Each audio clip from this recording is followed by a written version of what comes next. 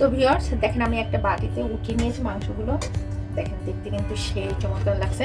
তো বাসায় জাস্ট একটু নাগামরিচ দিয়ে এইভাবে হাঁসের মাংসটা বাটা মশলা দিয়ে রান্না করে খাবেন, দেখবেন কতটা টেস্ট আর কতটা লোভনীয় লাগছে। আসসালামু আলাইকুম ভিউয়ার্স, মজাদার হাঁস রান্না করে দেখিয়ে দেবো। সেটা হচ্ছে নাগা ঝাল দিয়ে আমি হাঁসটা রান্না করবো।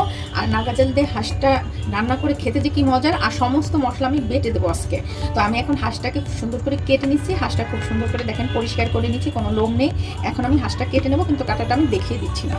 তো ভিউয়ার্স আমি চুলায় একটা কড়াই নিয়েছি, এখন আমি সরিষার তেলটা দিয়ে দিচ্ছি। আমি মূলত আজকে হাঁসটা সরিষার তেল দিয়ে রান্না করবো। এখানে 1.5 কাপ পরিমাণে সরিষার তেল আছে। তেলটা অলরেডি গরম হয়ে গেছে। এখন আমি পেঁয়াজ কুচি দিয়ে দিচ্ছি। এখানে প্রায় 2টা হাঁসের জন্য আমি আধা কেজি পেঁয়াজ নিয়েছি। আমি পেঁয়াজটাকে খুব সুন্দর করে গোল্ডেন কালার করে ভেজে নিচ্ছি।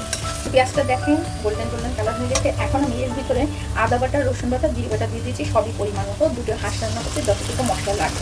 আর দিয়ে দিচ্ছি শুকনো মরিচ বাটা। সব মশলা দিয়ে খুব সুন্দর করে কষিয়ে নেব। সব মশলা কষানো হয়ে গেছে। এখন আমি এর ভিতরে হলুদ গুঁড়ি আর ধনিয়ার গুঁড়ি দিয়ে দিচ্ছি। হলুদ গুঁড়ি দিয়ে দিচ্ছি 2 টেবিল চামচ, ধনিয়ার গুঁড়ো ফুল 1 টেবিল চামচ। মশলা দিয়ে কষানো হয়ে গেছে। এখন আমি হাঁসের মাংসগুলোকে দিয়ে দিচ্ছি। আমি মাংসগুলোকে খুব সুন্দর করে কেটে নিয়েছি। হাঁসের মাংস সবসময় ছোটো ছোটো করে কেটে নিলে বেশি স্বাদ, বড় বড় হাঁসের মাংস কিন্তু বেশি টেস্ট লাগে। এখন আমি মাংস দিয়ে আর মশলা দিয়ে খুব সুন্দর করে কষিয়ে নেব। আমি এখানে 3 প্রকারের গরম মশলা তেজপাতাগুলো দিয়ে দিচ্ছি। এখন আমি নাগা মরিচ দিয়ে দিচ্ছি 2টা। এই মরিচের প্রচুর ঝাল, আর দেখেন মরিচ দিতে কিন্তু পেকে গেছে। তা আপনারা চাইলে কিন্তু কাঁচা মরিচটাও দিতে পারেন। মরিচের ঝাল কেমন সেই অনুযায়ী কিন্তু দিবেন, এক্সেল দিয়ে কিন্তু মাথা নষ্ট করবেন না। স্বাদ মতো লবণটাকে দিয়ে দিচ্ছি। এখন সমস্ত মশলা আমার যেহেতু দেওয়া হয়ে গেছে, এখন মরিচ দিয়ে লবণ দিয়ে খুব ভালো করে কষিয়ে নিব। কষিয়ে আমি এখন প্রেসার কুকারে দিয়ে দিচ্ছি। জাস্ট দেখেন অলরেডি কষাতে কিন্তু আমার এই তেল উঠে গিয়েছে। এখন আমি প্রেসার কুকারে হাঁসটাকে দিয়ে দেবো, কারণ এই বাদি হাঁসগুলো প্রেসার কুকারে না দিলে কিন্তু মজা লাগে না, অনেক টাইম লাগে, আর অতটা মানে টেস্ট থাকে না বেশি সিদ্ধ করে। তো সেক্ষেত্রে আমি এখন প্রেসার কুকারে দিলে খুব শর্ট টাইম হয়ে যাবে, এইটির টেস্টটাই বেশি মজার। এখন আমি প্রেসার কুকারে হাঁসটাকে দিয়ে দিলাম। দেখেন কালারটা হয়েছে জোস একটা কালার আসছে। তো আমার সমস্ত কিছু দেওয়া হয়ে গিয়েছে। এখন আমি ঢাকনা দিয়ে ঢেকে দিচ্ছি। তো হাঁসের মাংসটা একটু সিদ্ধ হতে বেশি টাইম লাগে, তো সেক্ষেত্রে আপনাদের যে কয়টা প্রেসার কুকারে শীষ লাগে আপনারা ঠিক সে কয়টা নেবেন। এখন আমি প্রেসার কুকারের মুখটা খুলে দেখতেছি যে হাঁসের মাংসটা কি অবস্থা। একটা খুন্তি দিয়ে আগে দেখি মাংসটা সিদ্ধ হয়েছে কিনা।